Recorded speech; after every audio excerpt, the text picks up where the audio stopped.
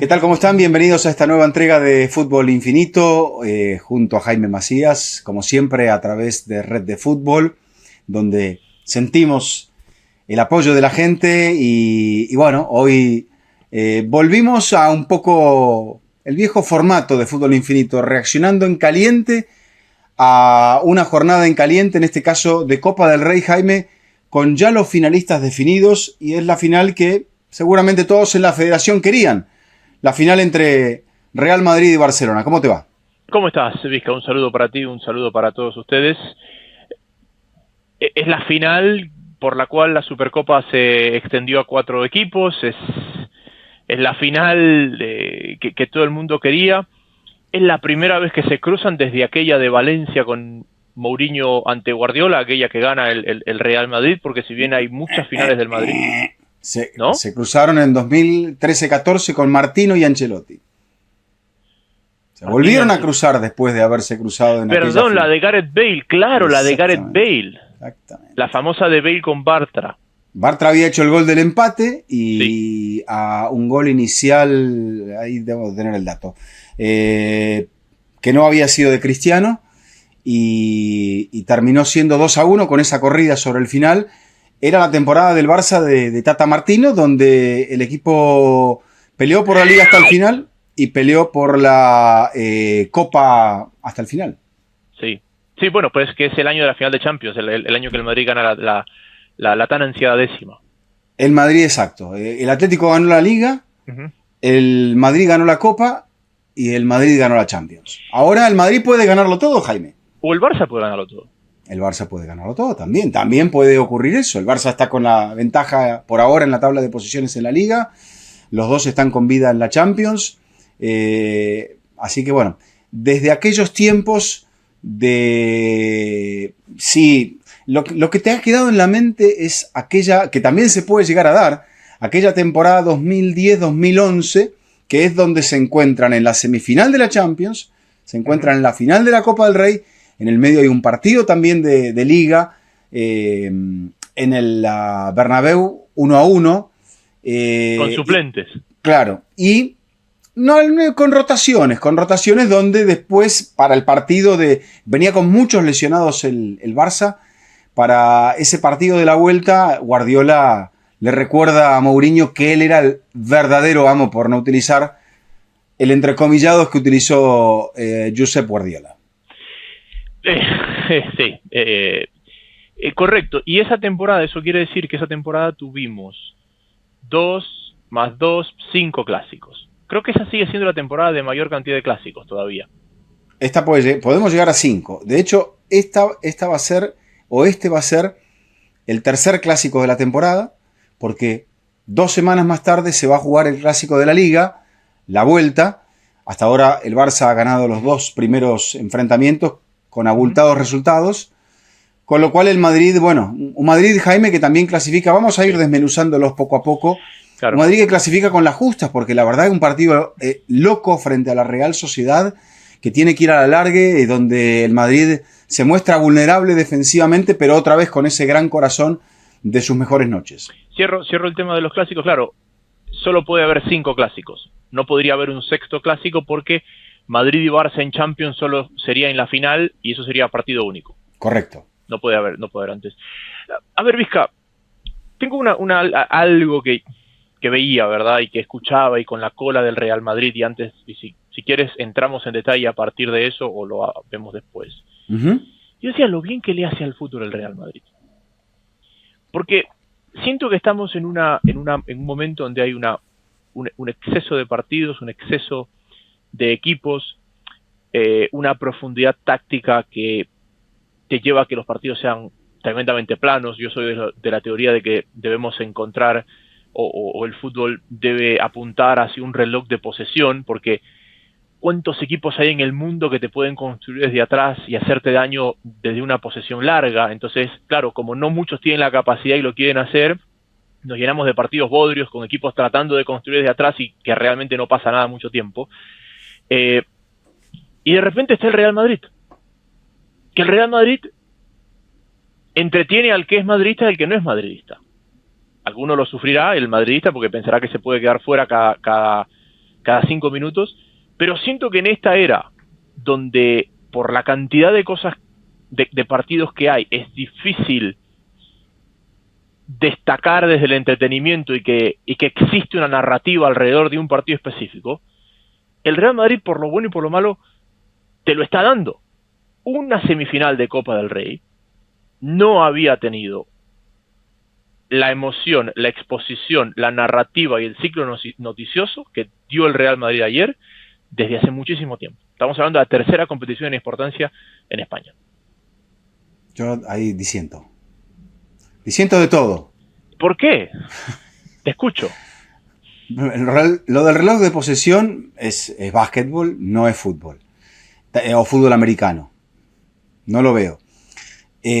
Fútbol, como decía uno de los grandes, creo que era Boskov, fútbol es fútbol.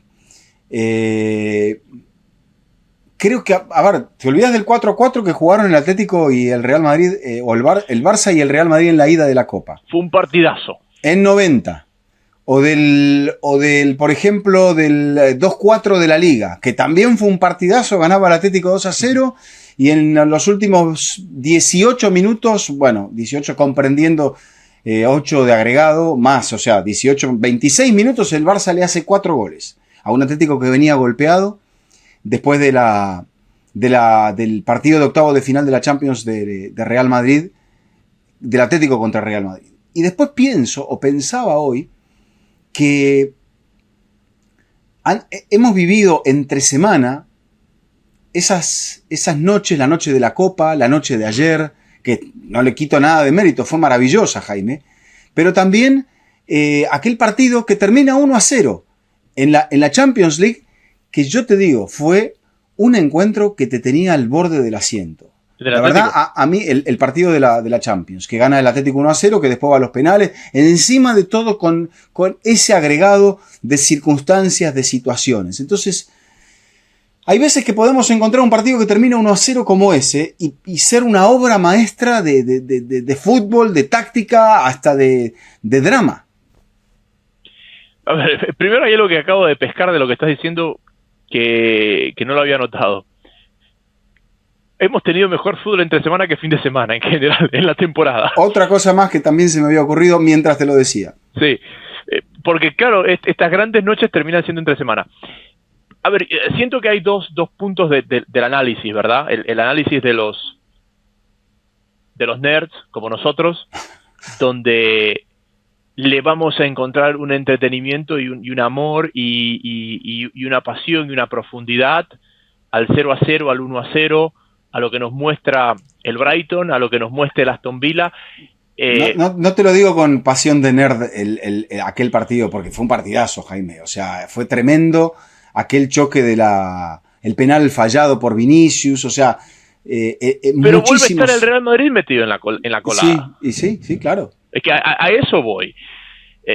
Y veía yo al Bernabéu ayer, y yo recuerdo cuando voy a vivir a España a principios de siglo, y una de las cosas que a mí más me impactaba era el contexto de teatro que tenían los estadios. O sea, el estadio era grande, se llenaba, pero no era esta situación ferviente de que un estadio te empujaba. Ahí va, no era la sensación que vivimos en Sudamérica de que vas al estadio, de que sí. Es incómodo, hace calor, es difícil llegar, te están empujando en la puerta. No te empuja nadie, sí. Está todo bien, la gente entra bien, pacientemente, hasta te diría elegantemente.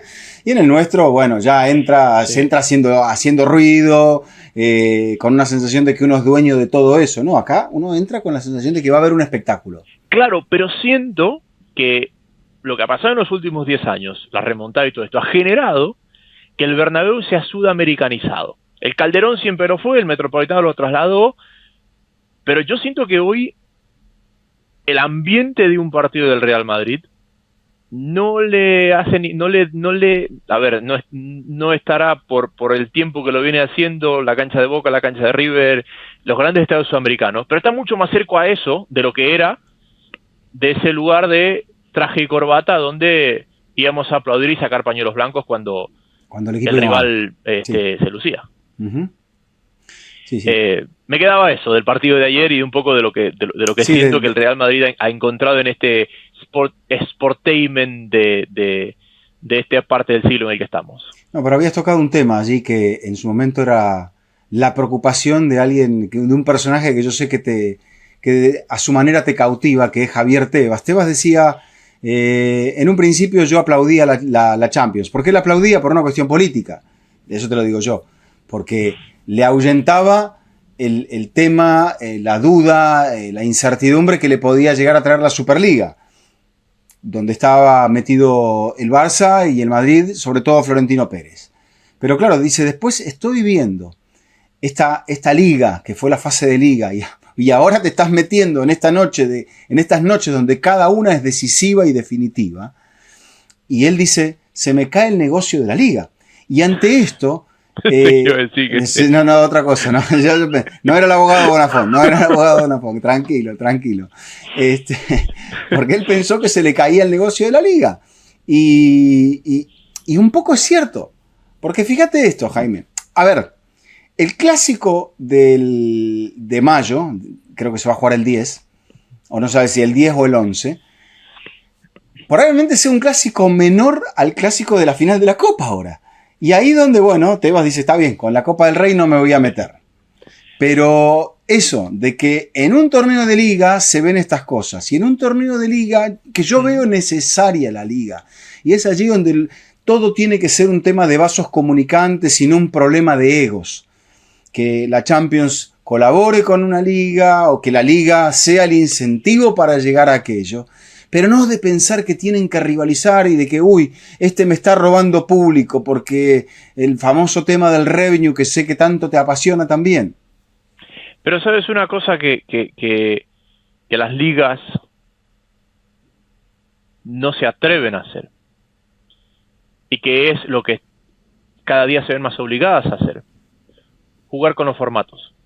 Porque, Vizca, ¿qué tienen en común las grandes noches entre semana de las que hemos hablado? Que todas definen algo. Tú en la liga no defines. Sí, bueno, yo creo que se puede jugar algo con un formato y otra cosa con otro formato. Porque también a la larga, yo creo que en estos torneos donde jugás una temporada regular, para eso te jugás directamente un torneo a 64 avos y eliminación directa, todo directo, tic, todo directo. Entonces hay drama en cada partido, hay eliminación y continuación, clasificación y salida en cada serie. ¿Para qué vas a jugar una liga? Porque si después la clasificación solo te va a definir algo. Fíjate que lo que ha pasado en la MLS, por ejemplo. El Inter primero, eliminado por un equipo que bajo otro formato no hubiese entrado directamente a la zona de competencia de la decisión final, que tuvo que pasar por una eliminación, una repesca, como le quieras decir. Claro, pero ahí también está donde está el balance, porque yo también siento que una cosa es el playoff, otra cosa es que todos vayan al playoff, y ahí es donde tiene que estar el punto intermedio. Pero mira, hay ligas europeas de las grandes a las que les han dicho, señores, la solución a sus problemas está en esto, en jugar con los formatos. El formato de Colombia con el cuadrangular, el doble campeón que hay en muchos países sudamericanos, entendiendo esa relevancia y esa consistencia, esa relevancia y esa expectativa constante. Y en Europa, esas ligas a las que les han dicho, los grandes dijeron no. Pero ¿sabes qué se les olvida? ¿Sabes qué se les olvida? Porque de tanto pensar en el formato y en la emoción, el hecho de dónde y cómo se ve el mejor fútbol, dónde y cómo se desarrolla el mejor fútbol. ¿Cómo se desarrolla el mejor fútbol? Con situaciones estables. Una liga te puede, creo yo, y esa es mi percepción, dar una sensación de mayor estabilidad para los entrenadores, para que aparezcan jugadores juveniles. Porque si vos te estás jugando la vida en cada partido, a la larga, decís, bueno, no, tengo que hacer un poco lo de Simeone, tengo que poner a la gente que me garantice ganar ahora. Ahora, te pregunto acá, yo siento que hace 10 años, cuando uno hablaba del mejor fútbol, también era el fútbol que más se entretenía. Sí. Y siento que hoy, por todo este caos, no son lo mismo. Es decir, ¿qué es lo que más se entretiene? Lo del Real Madrid el otro día. ¿Ese es el mejor fútbol? y quizás no lo es. O sea, creo que eran dos cosas que antes iban de la mano y que hoy no van de la mano, y esto es lo que genera la disyuntiva. Claro. Bueno, a ver, para que haya muchos goles, tiene que haber errores. Tiene que haber muchos errores. Y los errores hay que forzarlos, los errores hay que provocarlos, pero tiene que haber esa circunstancia donde se arriesgue. Y creo que también el partido se da con un libreto ideal. Porque si la Real no abre el marcador temprano, el Madrid no tiene que reaccionar, el Madrid no se guarda cambios, no se guarda jugadores pensando que tiene la ventaja de la ida. Nada de esto hubiese ocurrido. Entonces, incluso si hubiese pesado el gol de visitante, hubiese avanzado la Real Sociedad, o el Madrid hubiese estado obligado, después del gol de Rüdiger, a buscar un gol más todavía. Entonces, son muchos elementos que hacen que el fútbol sea eso. Yo creo que discutir, por eso te digo, ¿cómo podemos llegar? Porque siempre, ¿qué es lo que nos conmueve? Que el fútbol sea bueno, que sea mejor, que sea un buen espectáculo. A veces que el espectáculo, o sea, vamos a esto. En una pelea de boxeo terminamos cayendo. ¿Qué es mejor? ¿Una buena pelea donde se ve un buen ataque, una buena defensa, buena técnica? ¿O los dos que terminan bañados en sangre porque se han molido a palos, que parece más que nada una pelea callejera? A la larga me dirás, bueno, ahora con esto de los octágonos y demás hierbas que se han metido, parece que a la gente le gusta la pelea callejera. Pero, por suerte, el fútbol no es pelea callejera todavía. No, pero las noches como la de ayer, que son inanalizables, porque yo te digo una cosa, y estamos haciendo un programa y la gente que se quedará el que se quiera quedar. Pero ¿cómo carajo analizas un partido en el que hubo 8 goles? Sin individualizarlo en situaciones muy puntuales, ¿verdad? Uh-huh. Pero en este mundo del videoclip, esos 8 goles son el cielo para el algoritmo. Depende. Como lo es la sangre en el octágono. Depende, porque tenés 2 goles que son en propia puerta, carambolas, rebotes. No estás viendo las grandes jugadas del fútbol o sea, a mí me conmueve más eso que ver un partido con 8 goles. A mí también. Por eso anoche vi la Copa Libertadores. Encontré que Amazon Prime pasa un partido por horario. Ajá. Y me vi Bucaramanga Colo-Colo 3-3. Eso sí, el comentarista en inglés. Ajá. Estaba solo. Okay. A una sola voz. Nunca me dijo si jugaban con 3 atrás, con 4 atrás. Está solo. Sabía todos los datos, dónde había jugado otros jugadores. Hubo una jugada donde hubo penal. Y dije, bueno, me va a dar su opinión, ¿no? No te la dio. No. Parece que están revisando un penal. ¿Y qué carajo que están revisando? Se están yendo al VAR. ¿Qué piensas al respecto? ¿Fue o no fue penal? Yo tengo mi opinión. Vizca tiene la tuya. Dame la tuya. Por ahí era una sola voz que era más un narrador que un analista y que quizá no entendía eso, que tenía que dar de tanto en tanto la opinión de la parte que le faltaba. Claro. Están jugando con 3, están jugando con 4. Cambió sistema. ¿Cómo fue la alineación del partido pasado? Las cosas que han hecho a Don Vizca. No es para tanto. Pero volviendo al tema, yo creo que dentro de este grandioso ecosistema del fútbol debería convivir todo.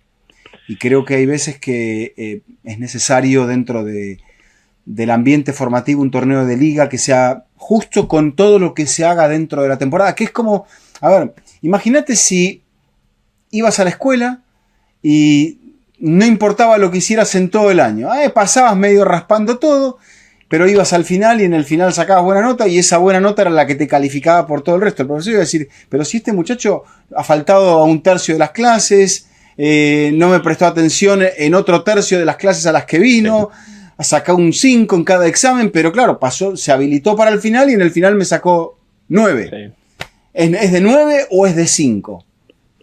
Sí, claro, estás evaluando todo por un resultado final y no por una regularidad. Exacto. Por una regularidad en el camino. Para mí yo coincido contigo que las ligas son el sostén del resto. Sí. Esa es mi teoría al menos. No. Las ligas son el sostén del resto. Las selecciones de los países son más dependientes de cómo operan esas ligas que de cuánto ganan sus equipos. Tal cual. Esa es la esencia del fútbol. Pero, por ejemplo, te voy a poner algo que tiene que ver con un campeonato que se jugaba antes, como el colombiano, a una vuelta larga y después se jugaba la liguilla, que es el campeonato mexicano. ¿Qué pasó con el fútbol mexicano? Aquel viejo fútbol mexicano. Era eso y la definición. ¿Qué decidieron cuando ya la televisión tomó? Porque también es eso, el tema de la televisión. Tebas dice, le agarra celos de que la Champions le va bien y él dice, uy, a mí no me están viendo tanto. Entonces se empieza a poner loco porque a él no lo están viendo tanto o porque no va a poder vender bien su contrato de televisión. Lo que llevó al fútbol mexicano y al fútbol colombiano a ese tema es decir, ¿dónde tenemos más rating? En la definición de las liguillas o de los cuadrangulares. Hagamos más de eso.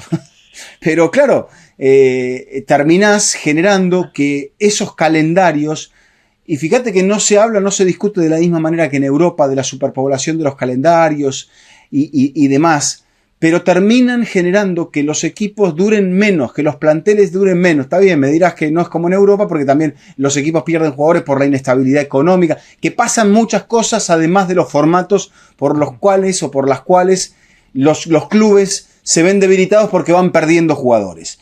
Pero también es porque juegan más de 50 partidos y muchos decisivos por temporada. Totalmente. El problema, Vizca, acá es que así, como yo te digo, las ligas son la esencia del fútbol de esos países y cómo funcionan esas ligas marca cómo esos países van a competir. Por eso, las selecciones que compiten son las de las mejores ligas del mundo. Claro. Cuando antes no lo era así. Hoy las mejores selecciones del mundo son las de las mejores ligas del mundo. Sí. Me pondrán el asterisco Argentina. Argentina es una historia distinta que le hemos explicado 300.000 veces y que es única en ese contexto. Pero al mismo tiempo, su negocio está ahí. Pero hoy el deporte es tan dependiente de lo que ingresa por televisión que quienes la gestionan se desesperan porque dicen, ¿y por qué ese que juega menos partidos y que esos partidos no sostienen nada, sino más el rating puntual de un partido, ganan más plata que yo? Y en parte es eso, ¿no? Es una industria del fútbol que hoy está más marcada por el pico de rating que por la estabilidad. Exacto. Y ahí es donde las ligas tienen un problema y que la solución no es competir porque no pueden competir con ese pico de rating. Claro. La Liga Española jamás tendrá un Real Madrid-Liverpool. O la Premier League jamás tendrá un Real Madrid-Milan. Exacto. Entonces, competir en esa dirección es equivocarse. Lo que te quería decir ahí en el tema de México, que quizá no lo expresé bien, es cómo el hecho de que la televisión esté contenta no significa que los clubes o la selección esté contenta. Por ahí en México es eso, porque todo se comunica, los clubes, la selección, la televisión, es todo lo mismo. Entonces, pero a la larga, cuando se ve el resultado de la competencia internacional, cuando se ve el resultado de la propia selección, es allí donde uno tiene que volver hacia atrás y decir, bueno, intentamos atacar el problema, o lo que se preguntan los mexicanos, no tenemos un mexicano aquí para poder responder eso, pero ¿intentamos atacar el problema o lo dejamos así, que se acomode solo mientras el negocio esté cerrando? Y ese es el tema. ¿Qué va a terminar pesando más? ¿Que las cuentas a fin de mes estén bien o que de repente esa cosa de lo que era en un principio la esencia del fútbol? Porque lo decía Hansi Flick, Jaime. O sea, yo no puedo entender cómo a mí me hacen jugar un sábado a las 9 de la noche, cosa que en Alemania no harían. ¿Por qué no harían? Porque el rendimiento de mi club, jugando el sábado a las 9 de la noche y teniendo que jugar el martes a las 9 de la noche también Champions, decisivo, vuelta contra el Borussia Dortmund, yo de visitante contra Leganés y después de local contra el Dortmund, ahí la liga, si yo estuviera en Alemania, me acomodaría, porque a la liga le interesa que a mí me vaya bien. Pero no, a la liga española en ese caso, lo único que le interesaría es decir, este partido va a las 9 porque se lo debemos a la televisión. Porque es el prime time. Claro. Bueno, es que parte de los grandes problemas que existen hoy es la poca convivencia entre torneos. y que Inglaterra, en parte, te diría que es el que mejor convive sus dos copas y su liga.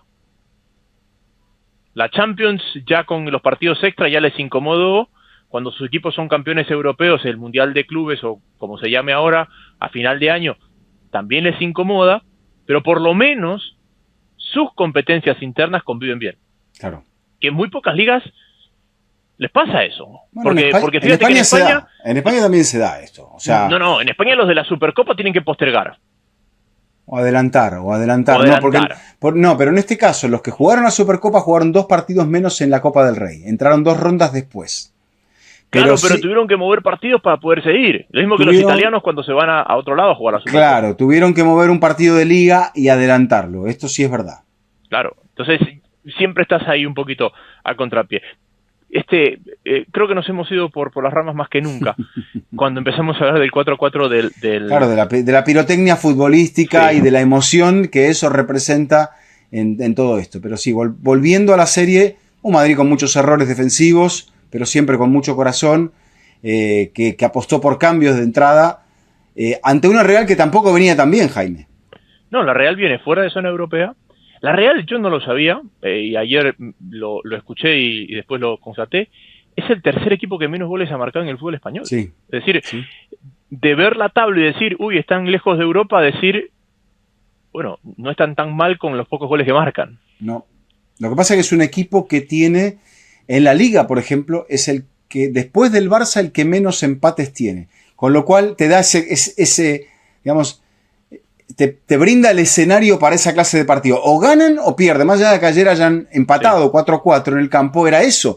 Es un equipo bravo, un equipo que tiene muy buenos jugadores, futbolistas que ha perdido y que seguramente seguirá perdiendo en este modelo en el cual cuando llegue la baja se tendrán que dar el espacio para poder volver a generar futbolistas, y quizá ya este sea un poco ese momento para la Real, después de haber perdido algunos jugadores importantes, como el caso de Isa, como el caso de Merino, y que seguramente Zorro, que también había pasado por allí, aunque no había rendido tan bien, seguramente seguirá perdiendo, ¿no? Pero porque pues lo tiene todavía Oyarzábal, pero ahí está Cubo, que no sé cuánto le va a durar, ahí está Zubimendi, que tampoco, yo creo que esta va a ser su última temporada.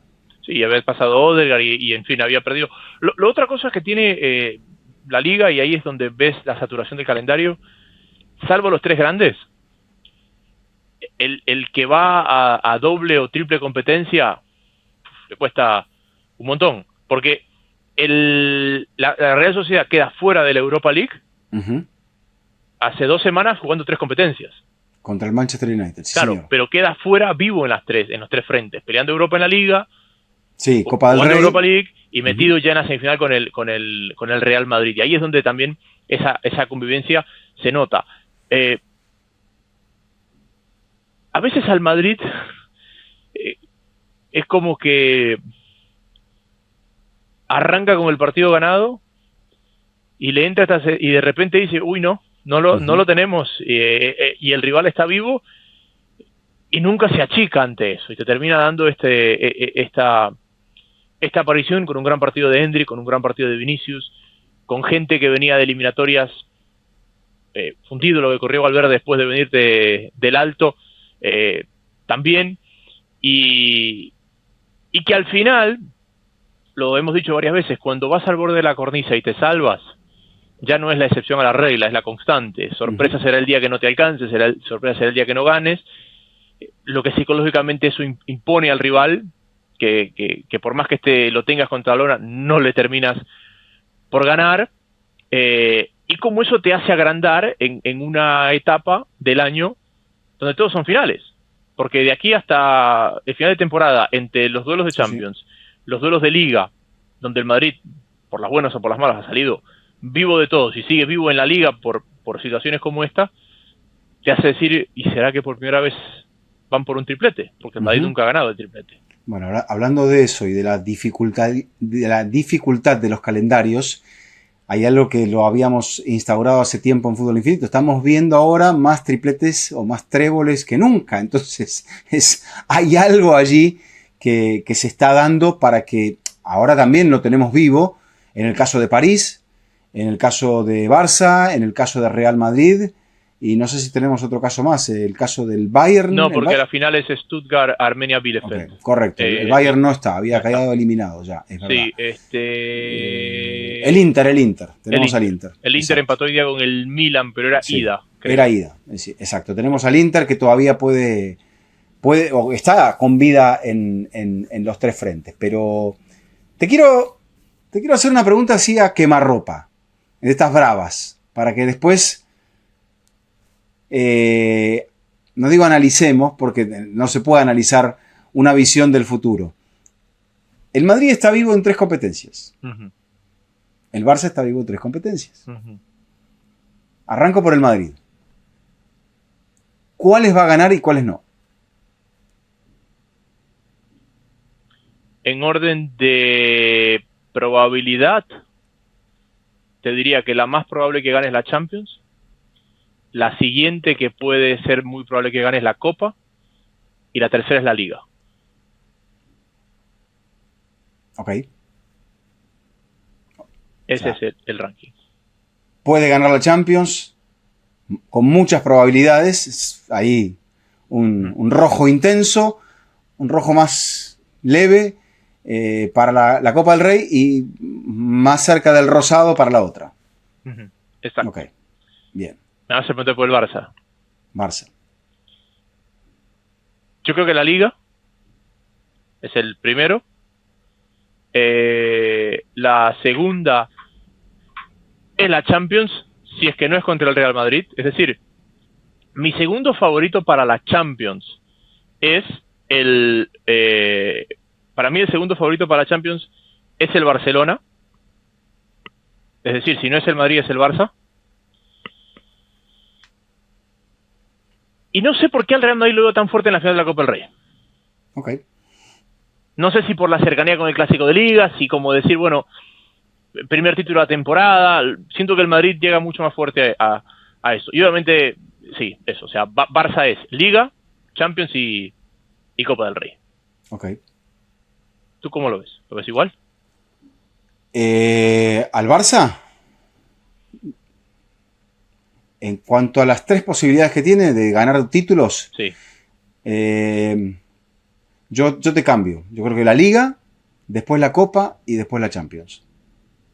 Lo que pasa es que para mí la Champions es rara porque digo, claro, ¿por qué la pongo tan abajo? Porque lo veo al Madrid ahí. Si lo saco al Madrid, es el... Pero va a ser el último partido en el cual se enfrenten. El último partido de la temporada.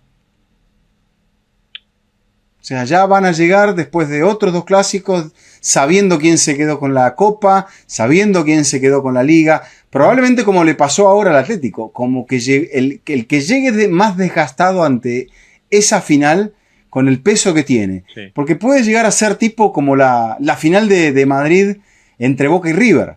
Puede llegar a ser eso. O sea, mirá que River había sufrido siempre en las finales frente a Boca, en la Copa Libertadores, había sufrido el tema del descenso, entonces si llegabas a perder ese partido era como que estás ahí al borde del abismo y te van a empujar. Pero terminó saliendo otra cosa, porque el estado de ánimo también tiene que ver con el fútbol, o bastante que ver. Si estamos hablando de eso, es un poco lo que decía Menotti, ¿no? Cuando vos vas ganando, vas goleando y podés estar cansado, siempre se va a decir que el que está cansado es el que va perdiendo, dice, pero por ahí están cansados a la par. Lo que pasa es que el que va ganando va con ese estado de ánimo de que va ganando. Lo que yo estoy sintiendo es que hoy están todos bien, es decir, antes de que se enfrenten y digamos, no es que lo agarró cansado, no es que lo agarró tal. Hoy, que vienen los dos de ganar, que los dos han clasificado a la final de la Copa del Rey, que van a jugar Champions, que siguen peleando la Liga, que no han jugado el Clásico, yo siento que el Madrid viene en una dinámica de mayor frescura. Porque el Madrid... ¿Lo viste fresco anoche al Madrid? Sí, porque ¿sabes por qué lo veo fresco? Y no lo digo físicamente, porque cuando tú empiezas a encontrar distintas formas de ganar, por ahí estás físicamente cansado, pero estás mentalmente la misma fresco. Forma de ganar de siempre. Falló la táctica, apareció la épica. Es lo de siempre. Claro, pero cuando estás cansado de acá, no llega la épica. Y el Madrid, por el motivo que sea, su cronología de críticas es opuesta a la de cualquier Pero otro equipo Jaime, del mundo. era la Real Sociedad, con todo respeto, la Real Sociedad totalmente. que no está teniendo exactamente su mejor temporada. Claro, pero si tú ves cómo es la cronología de críticas al Atlético, al Atlético siempre se lo elogia a principio de año y después se lo empieza a criticar y el equipo se cae. El Madrid es el único equipo del mundo que comienza criticado y termina. Ayer en el Bernabéu los pitaron los primeros 20 minutos. Pero porque el Madrid comenzaba desde que tenía la eliminatoria ganada, por eso rotaba tanto. Total. El Madrid dijo, ya nosotros ganamos en San Sebastián, un partido también, que si te pones a analizar el contexto de los 180 minutos, la Real tiene muchos más pasajes donde hace que el Madrid juegue mal, que por el hecho de también creo que el Madrid maneja las eliminatorias de una manera distinta. Y ese es el punto. Una final ya no es una eliminatoria, es un partido decisivo, pero ya no encontrás tantos elementos como para decir, bueno, son 180, acá, bueno, me voy a tomar un tramito, voy a rotar, voy a arrancar con una formación alternativa. No, tenés que ponerlo mejor, no te podés tomar vacaciones en esa final, o sea, va a ser algo especial. Aparte, hay algo también. A los dos potencialmente les quedan 3 títulos y 15 partidos para conseguirlos, de los cuales 3 partidos son entre ellos. O sea, en el potencial caso de que llegasen ambos a la final de la Champions y fuesen 15 partidos de aquí hasta el final de la temporada. Un título cada 5 partidos. Exacto. No ahora. El primer título es el 26 de abril, creo, si no me equivoco. Ya, menos de un mes. 26 de abril. Y después, bueno, como diría Simeone hoy derrotado, es partido a partido. Sí, aunque el del 10 de mayo podría ser el segundo título. No matemáticamente. Claro. Pero debería ser. Pero también puede ser, ¿sabes qué? Como aquel clásico de liga que se jugó en 2011 en el Bernabéu, que creo que fue con sendos empates. 1-1. Con sendos penales, perdón, un 1-1, exacto. Y fue el que menos tensión tenía. El que venía con la ventaja allí era el Barça. Pero ese clásico, la diferencia es que ese clásico del 2011 se jugó un sábado y el miércoles se jugó el de Champions. Sí. Entonces, claro, no había tensión. Acá, ese clásico va a definir la liga y si los dos están en la final de Champions, quedará casi un mes todavía hasta ese partido. Es más, correcto. Creería que todavía no se ha jugado la vuelta de las semifinales para cuando se juegue el clásico de liga. Creo que sí. O sea, ya estarían los clasificados a la final. Sí, ya estarían los clasificados para la final. Creo que ese clásico de liga se va a jugar el fin de semana después de la vuelta de la Champions. Ok. Ahora te lo confirmo. Déjame buscar el dato. Y después también quería buscar el dato de la secuencia de aquellos 3 clásicos, incluido el de Champions, y que también había habido uno de Copa del Rey. O sea, ese año, lo que decía, 5 clásicos. Ese 2010-2011. El de la final de Mestalla. Sí, señor. Que veníamos del 5-0, si no me equivoco, de la primera vuelta en el Camp Nou. Ese 5-0 fue un lunes, ¿te acuerdas? Sí, señor. Elecciones de la Generalitat de Cataluña ese fin de semana. Sí, o u otra fecha que era festiva, no me acuerdo qué ocurrió, pero el partido fue un lunes. Fue el lunes. Sí. Acabo de caer en cuenta que las dos series tuvieron un 4-4 y una victoria 1-0 de visitante. Eso es lo que le decía en el final del partido a Fernando Palomo. La secuencia al revés, el que avanza ganó 1-0 de visitante, 0-1 y 4-4 en su casa. Y la otra cosa que estaba cayendo en cuenta, Vizca, del 2000 yo sabía para que acá, ese dato te iba a tu cabecita le iba a gustar ese dato. Y no sé por qué no comencé, pero tú sabes que ayer cuando vi el 4-4, hoy día a la mañana decía, el partido iba a lo ganar el Barça 1-0. Sin ningún fundamento futbolístico, simplemente pensando en eso. La otra cosa, Vizca, que estaba pensando en esta final de Copa que viene. Sí, las semifinales de vuelta de la Champions, bueno, la ida se va a jugar después del clásico de la Copa del Rey. Y la vuelta antes del clásico de la Liga. Pero no va a haber clásico ahí, porque como vienen por llaves aparte, solo se pueden cruzar en la final. Sí, a ver, la otra cosa que me ponía a sacar números, en este siglo, el Madrid no llega a 10 finales perdidas a partido único. No. Está la de Boca, la famosa de Boca. La del Atlético de la final de la Copa del Rey de 2014. Sí. Está la del Galatasaray. Sí, y ¿qué otra de Supercopa? Como la que perdió este año con el Barça. Claro, las de Supercopa con el Barça. Está la del Galatasaray de esa Supercopa Europea del 2000. Sí. Que es el mismo año que la de Boca. Sí. Y después tiene las dos finales de Copa del Rey perdidas en el Bernabéu. La del Deportivo La Coruña. Sí. Y la otra es Zaragoza. Correcto. O sea, estamos hablando de que el Madrid ha perdido 6 finales a partido único en todo el siglo XXI.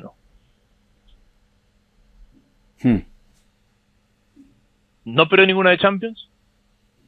De Mundial de Clubes Intercontinental perdió una, la de Boca. Sí. De Europa perdió 2, Galatasaray y Atlético. Y alguna Supercopa también perdió. De Copa del Rey perdió... Alguna Supercopa 3. de la UEFA. Perdió una contra el Atlético. Y la del Galatasaray, esa la que te iba, del 2000. Del Sí, Galatasaray. porque contra Chelsea perdió, pero era el 98, cuando Claro. el Chelsea era el campeón de la Recopa. En el 2002 no me acuerdo a quién se la ganó, pero la ganó. ¿La Supercopa? Sí. Bueno, ahora me va a venir a la mente. Pero del 14 para acá las ganó todas. Entonces, finales a partido único perdidas por el Real Madrid. Las 3 Copas del Rey, Sí. las 3 en el Bernabéu, fíjate. Sí.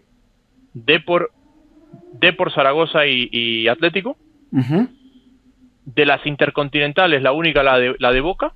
Sí. De las Supercopas de la UEFA, 2. La de el Atlético y el Galatasaray. Y Correcto. si le sumamos la de la Supercopa Española que ha perdido ahora con el Barça, son 7. Sí. 7 en 25 años. Bueno, te narro la secuencia entre abril y mayo, los meses que nos van a ocupar ahora, para 2011. Estaba en el Mediterráneo. La vi en el 16 Costa de Concordia. abril. 16 de abril fue el partido de Liga. Perdón, no era Costa Concordia, ese es el que se hundió. Messi de penal al 53 en el Bernabéu, Cristiano al 82 de penal, Albiol expulsado en la jugada del penal a favor del Barça. 16 de abril, 4 días después, final en Mestalla de Copa del Rey. Prolongación, alargue, centro de Marcelo, 103, gol de Cristiano Ronaldo, expulsado al final del partido Ángel Di María. Primer título para Mourinho al frente de Real Madrid. 7 días después, partido de ida, que es ahí donde explota Guardiola, se veía abajo en todo, y lanza la del amo. 0-2, Sí. 2 goles de Messi, expulsado por un problema primero en el banco de suplentes Pinto, al final José Manuel Pinto, el arquero, al final del primer tiempo, y Pepe por el pisotón a Messi en el segundo tiempo. Y 3 de mayo, son 8 días después, partido que termina 1-1, bastante polémico, aunque fue 1-1, Pedro al 54 porque el Madrid apretó mucho sobre el final y Marcelo al 64, o sea, estamos hablando de 14 y 3, 4 partidos en 17 días. El Barça ganó 1 nomás.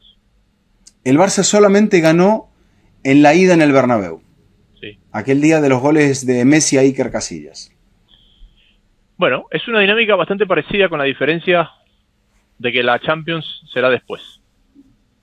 Si es que lo es. Es lo último. O será lo último. Sí. Es lo último. Y veremos ahí también cómo está, bueno, cómo están los dos físicamente, cómo están de lesiones y demás. Hoy ¿Te creo acuerdas que nosotros, sí, cuando se conoció los cuartos, los octavos de Champions, sí, el sorteo, repasamos el calendario de los 3 y una de las cosas que coincidíamos era: acá cada uno gana un título, no sabemos cuál gana cuál. El Atlético está fuera de todo. sí. ¿Qué pasó? ¿Qué pasó? Yo creo que lo anímico y lo físico hicieron que el Atlético se cayese. Yo creo que también, como estaba el equipo, lo obligaba y lo ponía más en evidencia a Simeone. Y creo que el que ha quedado en evidencia ante esta situación de manos vacías es el Cholo Simeone. Porque si vemos, por ejemplo, lo que es el calendario del Atlético de Madrid, cómo todo se le desmoronó al Atlético de Madrid, Jaime, y tenemos que entender allí que ha sido muy rápidamente, como que lo anímico ha estado muy de la mano de todo lo que le ha pasado al Atlético, porque pierde frente a Getafe. Bueno, primero cae en la en la Champions, el 4 de marzo, pierde 2-1 en el Bernabéu. Después pierde frente al Getafe. O sea, perdió la ida en un partido que decíamos controló bastante la pelota. O sea, venía mal el Madrid. El Madrid venía de aquella serie de la Champions donde había sufrido, o sea, quizá no tanto, pero le había costado eliminar al Manchester City. Quizá no tanto, pero sí el hecho de mentalmente tener que pensar que te vas a enfrentar a Guardiola en un doble partido, en una serie que si hubiese salido mejor parado de la fase de Liga de la Champions no hubiese tenido que jugarla. Y encima de todo, al cabo de ganarle al City te toca el Atlético de Madrid. Entonces era el momento del Atlético de Madrid. Y el Atlético de Madrid ahí, para mi gusto, vino para atrás y lo puso en evidencia a Simeone. No fue a buscar decisivamente el partido pensando, no quiero quedar eliminado a la vuelta. Estás esperando siempre alguna circunstancia que no sea decisiva y que no te llegue. No te arriesgas por miedo a que no te llegue un balazo en la espalda. Pero te quedás rodeado de enemigos y nunca podés salir de esa situación de estar rodeado de enemigos. Y eso me parece que le ha pasado al Atlético de Madrid. Cuando tuvo que dar el paso al frente, ya lo hizo cuando era demasiado tarde, como en el partido de hoy. Es que, ¿sabes qué pasa? Siento que a lo largo de los años, si usamos esa analogía del balazo en la espalda, el comienzo del ciclo Simeone no había temor al balazo en la espalda. Pero a lo largo de los años te han caído tantos que hoy lo tienes muy presente. Y yo hago una analogía, y lo dije hace varios años, que le estaba tomando una película tipo Wenger.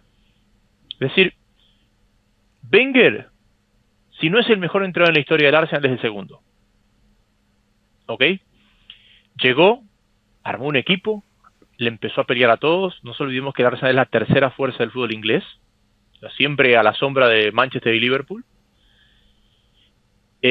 Sacó ese equipo invencible, lo llevó a la final de Champions, y eso se convirtió como en la referencia y lo que el Arsenal debía hacer. Y claro, eso fue la excepción a la regla, y el Arsenal compitió, fue consistente, estaba siempre entre los 4 primeros y todo, pero la exigencia para Wenger era esa. Y Wenger termina saliendo casi por la puerta de atrás, porque jamás fue capaz de replicar algo que era único en la historia. Y también porque se extendió demasiado dentro del tiempo, o sea, sin generar algo distinto. Un poco lo que le está pasando ahora a Pep Guardiola. Son entrenadores que están... Pensé que me iba a decir a Simeone. No. Todavía no lo voy a poner a Simeone. Le está pasando a Pep eso. Es decir, no cambio el libreto, sigo tosuda. Les está pasando a todos ellos. O sea, no es un tema de tanto desgaste como el de Mourinho. Pero hoy veía en el partido del Atlético, Jaime, lo veía a Simeone más nervioso que los propios jugadores. Y el propio Cholo admitió, o no quiso admitir, que se había tenido que ir a Argentina, aunque se sabe que se fue a Argentina, después de la eliminación en la Champions, con el día del doble toque de Julián Álvarez y el fallo de Llorente, ¿no? Porque esas son las dos cosas, no es una cosa sola, son las dos. Eso fue lo decisivo en el partido. Y luego, la derrota con un equipo muy castigado, es allí, en ese partido, es el único donde yo no le pongo mala nota al Atlético. Porque el Atlético, sí, el Atlético se cae porque el Atlético no estaba del todo bien, incluso Julián estaba con fiebre, y no lo puede sostener en los últimos 20 minutos al partido, aun cuando tenía una ventaja en casa de 2-0. Pero hay algo que se fue repitiendo, con la excepción del partido de hoy, donde ya me parece que el Atlético venía desde la cabeza muy condicionado. Porque hoy no estaba condicionado por lo físico, estaba condicionado por la cabeza. Getafe, como decías, de Getafe viene el condicionamiento. Claro, pero son todos partidos, Jaime, incluido el de Getafe, donde el Atlético tenía la ventaja. Atlético, el otro día contra el Español lo mismo. ¿Y qué es lo que está pasando? No encuentra la manera de gestionar la ventaja. ¿Por qué? Porque la manera de gestionar la ventaja del Atlético de Madrid es ir siempre hacia atrás. Y eso podés ir en algunos momentos del partido un poco hacia atrás, pero tenés que mostrar que no vas tan hacia atrás y que en algún momento podés sacar un contragolpe, porque si no te quedás ahí a expensas de que el rival te rodee el área y hoy el Barça creo que jugó un enorme primer tiempo que se queda corto en el resultado, porque hoy el Barça en el primer tiempo lo pasó por encima, el Atlético impotente, golpeó mucho, se encontró con un rival que le leyó muy bien el partido. Y el Atlético estaba totalmente desconocido. Fue de los peores partidos en mucho tiempo de Griezmann, de Julián Álvarez. Jaime, el Atlético sale primero con una camuflada línea de 3 con Azpilicueta a la derecha, Jiménez, Lenormand y Reinildo. Reinildo para taparlo a Lamine Yamal. No funcionó. Azpilicueta para taparlo a Rafinha. Casi lo echan a los 10 minutos. O sea, nada funcionaba. Giuliano Simeone jugando de extremo izquierdo para tratar de dar una mano a Reinildo. A los 15 minutos lo cambia a la derecha, lo pone a Llorente en el centro, lo modifica generando que De Paul fuese a la izquierda con Barrios también en el medio. Tampoco funcionó. Después sale con un 4-3-3 al segundo tiempo con el ingreso de Zorro. Tampoco acaba de funcionar. Y después ya se juega todo. Y cuando se juega todo... Sí. Es más o menos donde lo obliga al Barça a ir para atrás, que tiene que entrar Eric García, tiene que entrar Ronald Araujo, y es allí donde, al menos por fervor, el Atlético estuvo a la altura. ¿Pero por qué? Porque se sacó todas las ataduras de encima y dijo, si no muero peleando, voy a morir igual. O muero peleando, o muero mansito, pero me van a matar igual. Pero es que cuando se la juega todo, yo siento que se la juegan malos jugadores. Claro. Más que el plan. Por el fallo del plan inicial. Ahora, tú sabes la admiración que tengo yo con Simeone, pero yo siento que este mes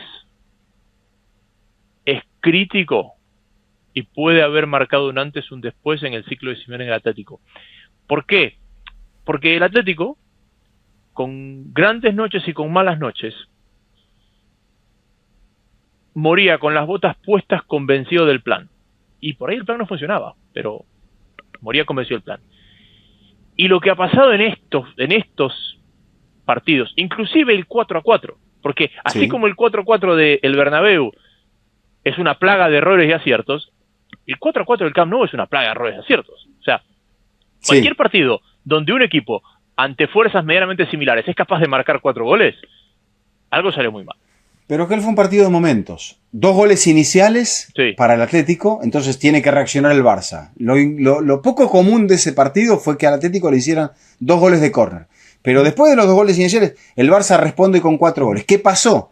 Allí yo no lo veo con tantos errores ese partido. Lo que ocurrió es que el Barça, al tener que remontar la eliminatoria en 15 minutos o en 8 minutos perdiendo 2-0, hace un gran esfuerzo físico y llega fundido al final. Y es allí donde lo aprovecha el Atlético con esa segunda unidad que hoy no tenía para poder empatar el partido en los últimos 10 minutos. Total, pero sin individualizar momentos y partidos específicos. Siento que este tramo de Barça en Camp Nou a Barça en el Metropolitano es quizás la gestión de partidos de mayor duda, donde más veces cambió un plan, donde más veces dudó. Sí. Quizás el mejor partido es el de la Champions con el Real Madrid, el del Metropolitano. Sí. Pero, así como decimos, este es un equipo que siempre murió con las botas puestas, con la misma idea, con todo muy claro, con todo entendiendo que ese era el plan y convencido del plan, funcione o no, o alcance o no. Acá la propia dinámica del día de hoy te genera, como dices, ok, ¿por qué hay tantas dudas? ¿Por qué se está dudando demasiado? ¿Sabes? Hay algo que le pasó al Atlético ahora en este tramo, que ya lo describimos, pero que le pasa con una circunstancia que yo la pensaba antes del encuentro. Y no se dio porque este futbolista, al cual te voy a hacer referencia, una especie de la extensión del Cholo Simeone en el terreno de juego, no estaba. Se lesionó Coque y el Atlético no pudo encontrar la manera de manejar estos partidos. Y me dirás, bueno, también sí, con Coque había tenido grandes derrotas en el campo. Yo creo que ningunas como estas. Porque el Atlético peleaba, jugó finales, algunas pocas las ganó, otras las perdió, pero esta poca capacidad para gestionar los partidos y para ser valiente, creo que si habíamos hablado de algo que había logrado Simeone es tener en el campo a los Gavi, a los Coque, a los Godín, esos futbolistas que le dieran el equilibrio al equipo cuando a veces el entrenador no lo podía encontrar. Jugadores circunstanciales, jugadores también de momentos. El Atlético, por ejemplo, recuerdo, Jaime, aquellas eliminatorias en Champions donde se encuentra y donde saca al Barcelona y lo hace quizá con menos armas desde lo futbolístico, pero desde la maña. Ese era un equipo que te jugaba pelota larga, que te hacía lío con Raúl García, con Saúl, con Coque. Era un equipo que encontraba la manera de pelearte, pero con valentía.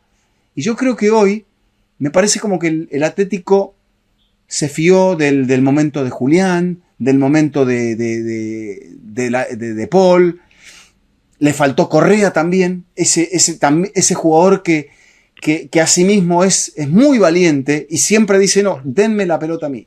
Y faltó quien fuese ese futbolista para decirme que lo era Coque, lo ha sido Correa, denme la pelota a mí. Y se habla de que Correa no va a continuar, y se habla de que Griezmann no va a continuar, y se habla de que Coque quizá no continúe. Entonces, creo que el Atlético primero tiene que preguntarse Simeone a sí mismo en el espejo, porque esto lo dijo Cerezo, no le vamos a preguntar nosotros si él quiere seguir.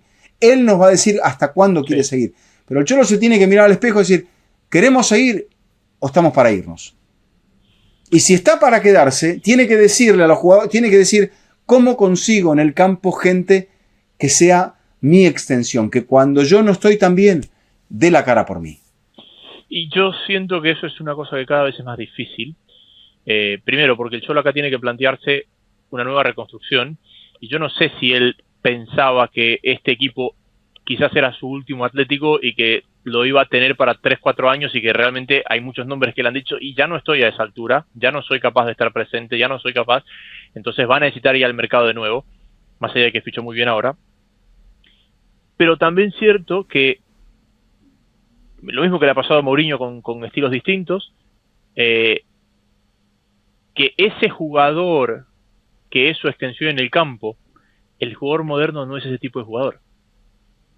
Pues o sea, dime un jugador que sea la versión 2.0 de Simeone en el mundo. Sí y no, pero por ejemplo Simeone habrá visto a la selección argentina y habrá pensado, aquí hay gente. Volvemos a lo mismo que mencionábamos antes, de esta postura de los entrenadores tan radical. Y cómo entre los Ancelotti, los Flick, si se quiere hasta los Simone Inzaghi, encontramos a alguien que sepa manejar los grises, que no sea o blanco o negro, que sepa manejar los grises. Porque a veces Inzaghi, con su línea de 5, línea de 3, se te parece un poco al Cholo. Sí. Pero, ¿qué es lo que tiene? ¿Cuál es la virtud? De que el equipo no deja de pensar en el ataque, aun cuando se repliega mucho. Y cuando se ve muy replegado y se aferra a su defensa, que es portentosa, dice, no podemos ir tan atrás. En algún momento, no podemos ceder tanto la pelota, pero te puedes jugar con menos del 35% de posesión en un partido. Pero nunca te va a renunciar al ataque, nunca te va a dejar de inquietar en el ataque. Sí. Y el Cholo a veces me parece que está pecando de eso, y cuando no encontrás, que es lo que le ha pasado a Griezmann y a Julián bien, el equipo no tiene esa rebeldía para decir, porque no están los Coque y demás, no tiene esa rebeldía para salir de la posición donde está el boxeador contra las cuerdas. El Atlético se ha sentido muy cómodo contra las cuerdas y ahora ha perdido recostado contra las cuerdas, lo noquearon contra las cuerdas. ¿Y qué te pasó? No tuve velocidad para defender, no tuve velocidad para sacar una mano para que el rival pensara que lo podía noquear yo a él. Bueno, es eso. Cuando vas directamente a esa postura tan pasiva, te pueden pasar este tipo de cosas. Y quizás te alcanza con un gol del rival, o te alcanza con que no tengas mejores momentos en tus buenos momentos para poder sacar una ventaja. Pero yo creo que el desafío está. Y Simeone va a encontrar las fuerzas. Va a encontrar cómo reemplazarlo a Griezmann. Va a encontrar cómo crear un nuevo Ángel Correa.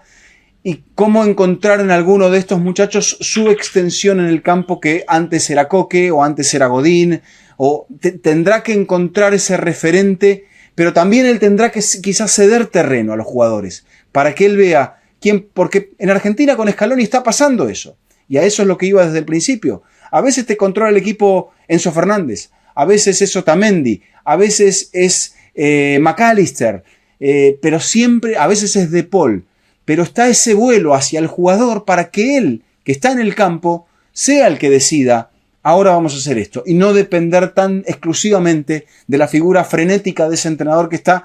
Simeone creo que perdió más calorías que alguno de sus jugadores, sí. Es como vivió el partido al borde del campo. A ver, lo que tiene esto, y que es la parte que más daño creo que le ha hecho al Atlético en los últimos años, y que vuelvo al ejemplo de Wenger, porque todo lo que estoy diciendo es totalmente correcto desde una proyección futbolística,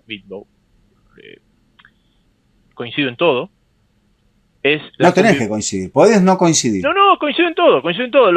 La parte es la no futbolística, ¿verdad? A ver. La convivencia con la expectativa. Porque hoy, ¿qué es lo que más daño le hace a Simeone, el ciclo Simeone, el Atlético, el cholismo, lo que tú le quieras llamar? La expectativa que se generó de lo que este equipo podía ser capaz en este año. Uh-huh. Entonces entras a un boom. ¿Por qué? Pero creo que se ha topado contra la misma pared, quizá más agravada por los rivales, ante la cual se ha topado en los 13 años anteriores del ciclo Simeone, que es ¿cómo hago para ser valiente, como para estar a la altura o ser mejor que un equipo que en el papel es más grande? Porque no me va a alcanzar siempre con asumir esa postura, él es más grande, le voy a ganar, voy a hacer, a lo máximo que puedo apelar es hacerle tablas. Uh-huh. En algún momento tenés que crecer, tenés que hacer grande. Claro, pero ¿cómo? Pero que miren los dos que tienes ahí, pues. O sea, no eres, es que ahí volvemos al el ejemplo que hablamos de las sociedades anónimas. Cuando sí. Botafogo gana la Copa Libertadores. Sí. Claro, tú puedes hacer si tú eres el 10º de un país y tú haces las cosas bien y te metes todos los años entre los 4 mejores, tienes 20 años para jactarse de eso.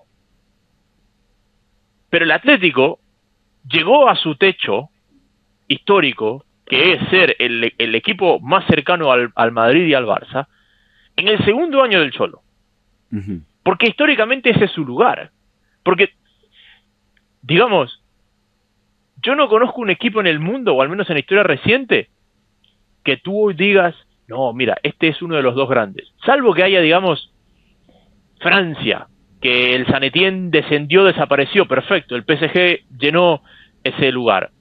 El lamentable accidente del Torino, y que el Torino quedó fuera. Eso le puede haber pasado al Liverpool, Jaime, cuando dominaba el United. El Liverpool no ganaba ligas, después te apareció el Arsenal, después te apareció el City, después te apareció antes te había aparecido el Chelsea. Uh-huh.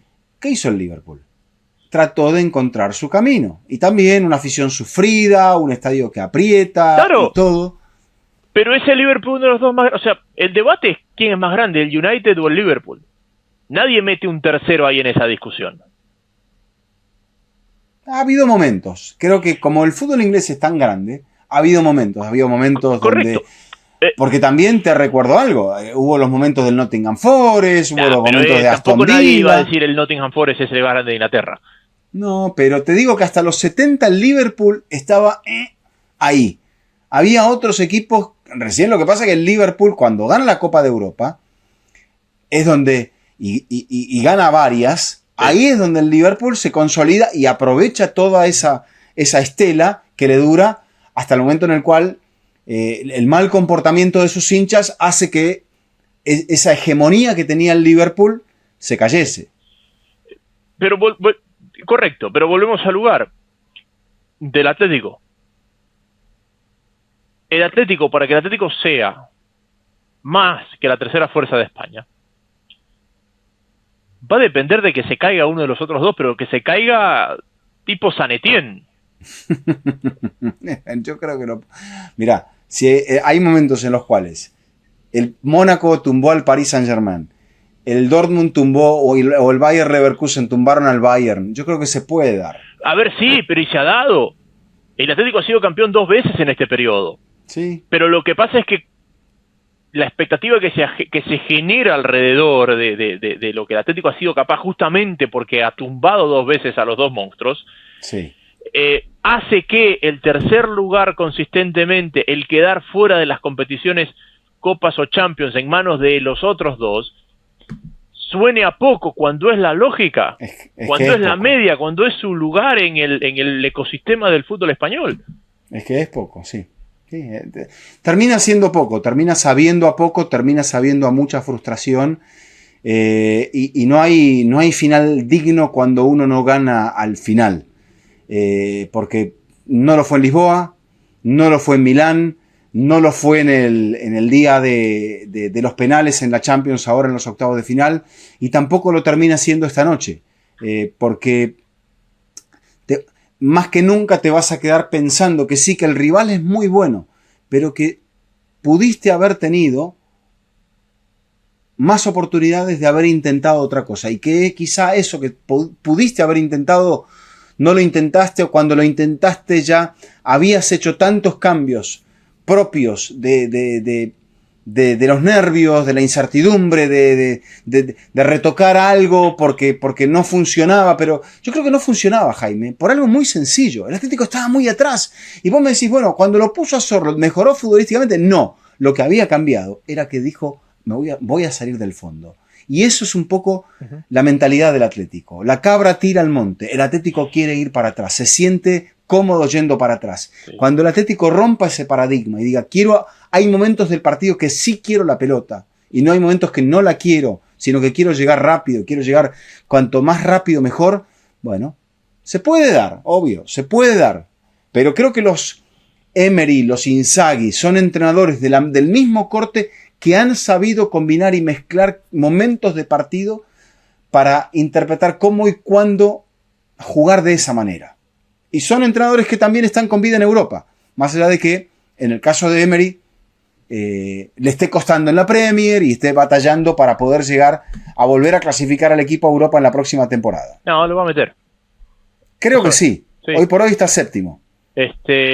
Para cerrar, hablando de gente que todo le va a saber a poco, diga.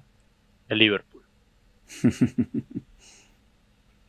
Sí, a la larga también es eso, es lo que pintaba para todo. Quizá también estas temporadas, Jaime, nos van a enseñar a pensar en eso. Que de repente va muy bien en la fase de liga de la Champions, que es como una fase de liga, donde después empieza el mata-mata, ahí es donde empieza otra historia, y ahí es donde te puede cambiar el ánimo o el estado de ánimo en un partido, que es un poco lo que le pasó al Atlético de Madrid. Claro, pero a Liverpool no lo culpo yo, porque yo desde el principio del año dije, este equipo se va a fundir, este equipo se va a fundir, este equipo se va a fundir. Pero si yo soy Arne Slot y es mi primer año, yo tengo que arrancar con el acelerador a fondo y hacer una brecha lo suficientemente grande, de acuerdo, para que me alcance a asegurar el título que puedo ganar con el acelerón, que es la liga. Exacto. Y si después me quedo fuera de las copas, pues me quedaré fuera de las copas. Y el próximo año... Tiene una sola derrota. Tiene una sola derrota en la liga. O sea, es lo mismo. El equipo a la larga, en un torneo largo, ha mostrado eso, pero le está faltando ese punto decisivo cuando la final contra Newcastle, en la Champions. Claro, pero yo me refiero más a la frescura del equipo. Este es un equipo que arrancó, no rotó, fue... Y claro, fundió máquina, pero fundió máquina con un colchón de puntos de 10 que va a ser campeón de Premier. Primera temporada del entrenador, totalmente lógico y entendible. Y el próximo año, Arne Slot, ya con el espaldarazo de haber ganado la Premier, rotará, dosificará y tendrá que encontrar a alguien que le garantice goles hasta el día que no juegue bien. Cosa que... No tiene, porque si el Madrid tiene a Mbappé, si el Barça tiene a Lewandowski... El Atlético tiene ahí un jugador como Julián, pero Julián tiene 23 goles. Lewandowski tiene 38. Me dirás, bueno, pero también es la primera temporada de Julián en el Atlético de Madrid. Pep tiene que afrontar el final de la campaña sin Erling Haaland, lo cual quizá, me dirás, ya en este último tramito, si lo puede acomodar mejor. Si Pep es uno de esos entrenadores que se encuentra mejor al no tener esa persona, esa personalidad de un futbolista tan central en el ataque que lo desvirtúa de la idea de juego de él, que es movilidad, banda, tocar, tratar de entrar por dentro, mezclar el juego. Pepe está cantando Te extraño tanto y no sé por qué cuando ve la foto de Julián Álvarez. Quizá. Porque, claro, una cosa que no esté Haaland, otra cosa que no esté el que le podía acomodar la papeleta cuando no estaba Haaland. El otro día o los otros días la gente decía, ¿y jugará Argentina más partidos así sin un 9? Y conociéndolo a Scaloni, Jaime, como lo hemos desmenuzado aquí en Fútbol Infinito, Scaloni va a hacer lo que tenga que hacer de acuerdo a cómo lea el partido. Sí, total. La otra cosa con lo del Newcastle, este año podemos tener 6 equipos ingleses levantando títulos. 6 equipos ingleses levantando títulos. Podemos tener al Chelsea en la Conference. Ya el Newcastle ha ganado algo. Tenemos, Champions y Europa League también hay ingleses. Después está la Liga y está la FA Cup. Claro. A ver, y por ejemplo, los de la FA Cup, ninguno Forest puede ganar City. otro título. Forest City, digamos que el Forest no lo puede ganar, correcto. El City no. Y del otro lado tenemos el Palace contra la Aston Villa. Aston Villa. Bueno, Aston Villa puede ganar la Champions. Sí. Sí. Es el único inglés que queda en Champions, sí, ¿verdad? No, el Arsenal. No, el Arsenal. El Arsenal. El Arsenal que perdió a Magalhães, no sabemos si lo perdió para la ida y la vuelta de la Champions. Y perdió a Timber también. Bueno, encima de todo eso. Antes tenía muchos problemas en ataque, ahora Arteta tiene muchos problemas en defensa. Uno de los 8 equipos, fíjese que se la dejo para la transmisión de Champions. Si no me equivoco, es uno de los 8 equipos que tienen números favorables contra el Real Madrid. Arsenal. Chelsea es otro, ¿no? Chelsea es otro, Aberdeen es otro. Pero Aberdeen son pocos partidos, Jaime. Otra época, televisión en blanco y negro. Pero era Ferguson el entrenador. Sí. Déjame, aquí lo tengo. Que lo tengo en Twitter. Si se carga, a ver, fíjate. San Etienne, alguno de esos clubes. No, escúchame, aquí está. Chelsea, Arsenal, Ipswich Town, Boca Juniors, Necaxa. Pero Necaxa un partido solo. Centro Deportivo Toledo. ¿Cuántos partidos jugó contra Boca? ¿Uno? No, jugó la Copa Iberoamericana en el año 94. A ver, ¿quieres que te diga los que tienen más de uno? O sea, jugando más de uno tienen récord a favor contra el Real Madrid.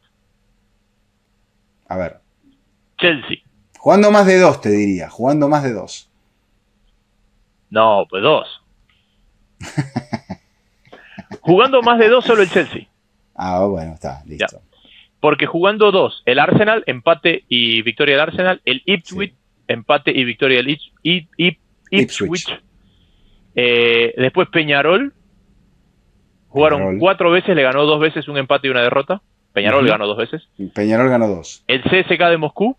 Sí. Ese fue reciente, ahora con Solari, creo que el entrenador. Sí. Y el Benfica.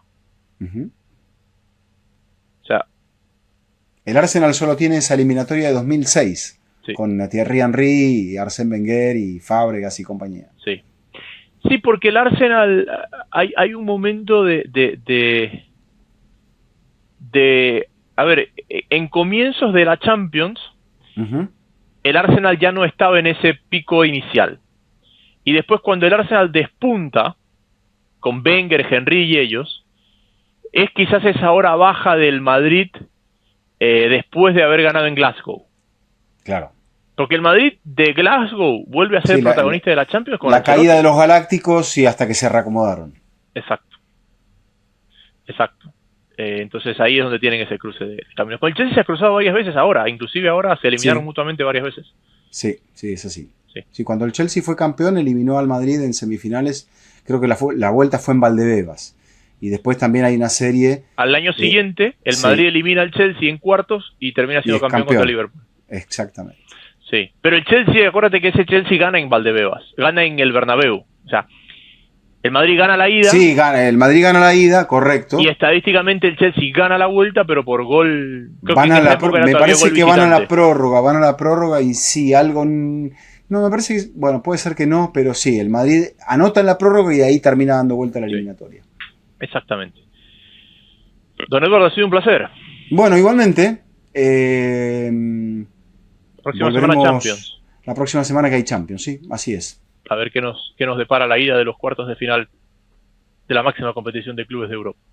Perfecto. Por ahora, la cita será ese fin de semana de abril, el último fin de semana de abril para la Copa del Rey. ¿Quién la ganará? Que la gente también nos envíe su comentario, Jaime, que nos diga cómo lo ven, más allá de los colores, de la pasión de cada uno en particular. Nada, ¿quién es el favorito? ¿Por qué? Y bueno, después leeremos los comentarios. Y habrán visto a Sebas con la camiseta del Barça por aquí. Está bien. ¿Sabes qué? Me pasa algo. Uno, como adulto, analiza el fútbol desde diferentes ángulos, ¿verdad? Y nosotros somos un par de nerds que hablamos de las escuelas y de dónde viene la ideología y por qué un equipo juega de esta forma y cuál es la fortaleza de Ancelotti y por qué Simeone y lo de aquí y lo de acá.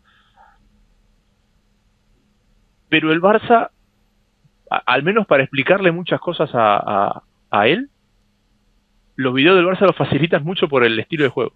Claro.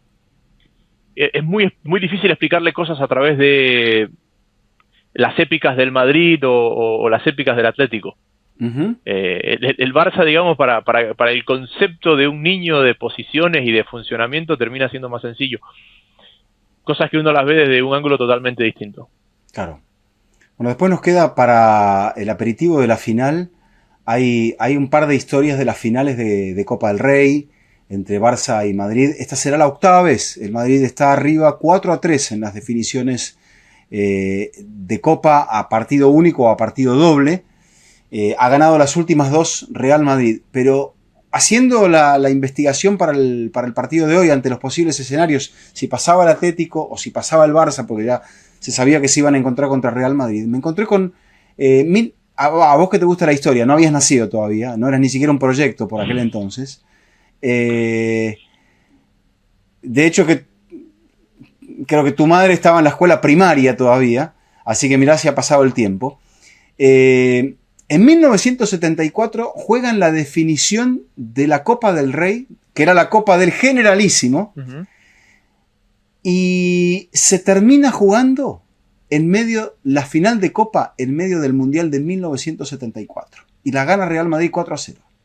El Barça había superado al Atlético de Madrid con prórroga en el partido que también se había jugado. Y al Barça le habían quitado a Rinus Michels para la final y obviamente no estaba Johan Cruyff.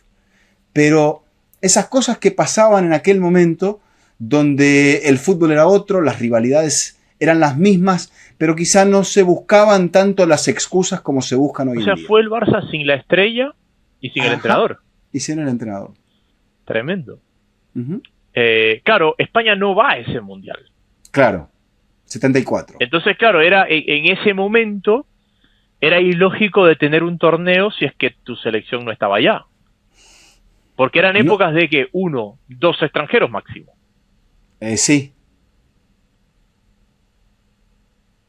Sí, hay que ver el contexto. Por eso ya lo ponemos un poquito más para la próxima, cuando hablemos de, si a la gente le interesó el tema, hablemos un poco de esa historia, de los enfrentamientos que habían tenido entre ellos en esa temporada y de lo que había pasado allí. Y en la planilla que encontré de uno de los partidos, en la semifinal de vuelta, que ya es en el medio del Mundial y eso me llamó la atención, figuraba Rinus Michels, pero por ahí se tomó un avión sabiendo que Holanda había jugado el día anterior y podía volar en el día, claro.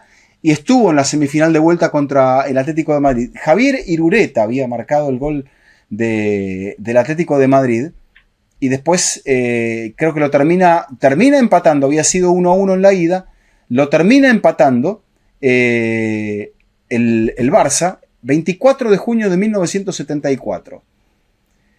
Manolo Clares había igualado el partido del 75 y Juan Díaz Sánchez, un canario, apodado Juanito, en el tercer minuto de la prórroga, le dio el pase a la final. La final se jugó 4 días después. Y allí el Barça estaba sin su entrenador, sin su mejor figura, y acabó perdiendo 4-0 en el Bernabéu. Épocas donde la Copa se jugaba después de la Liga, casi. Claro. Don Eduardo, ahí le dio un clip a Santi. Bueno, vamos a ver si es cortable, porque todo depende de eso. Bueno, los dejamos con eso y nos reencontramos la próxima semana con la Champions, a ver qué nos ha dejado. Ya que las grandes noches son las noches de entre semana. Conclusión del programa del día de hoy. Pero siempre lo ha sido. En la vieja Copa Libertadores, sí. Jaime, también era igual. O sea que la belleza del fútbol está en todo el cuadro. Sí. No solamente hay que fijarse en el centro. Vamos a ver qué hay de Libertadores hoy día.